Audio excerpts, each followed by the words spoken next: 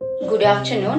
আজ 10ই ডিসেম্বর অর্থাৎ মানব মর্যাদা, স্বাধীনতা ও ন্যায় বিচারের শপথ গ্রহণের দিন।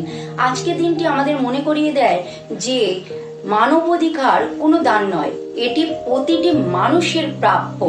এবং সোসাইটি ফর ফাস্ট জাস্টিসের একজন ডিস্ট্রিক্ট মেম্বার হিসাবে আমি মনে করি যে মানুষ যতই ছোট হোক না কেন, তার অধিকার কখনোই ছোট হতে পারে না।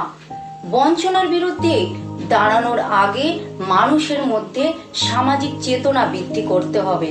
ন্যায় বিচার প্রতিষ্ঠা শুধু আইনের কাজ নয়, এটি সমাজের নৈতিক দায়িত্ব।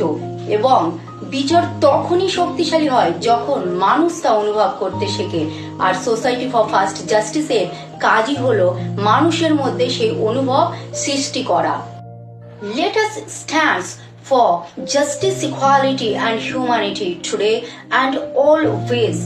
No one sleep in fear, no voice remain unheard, and may humanity win.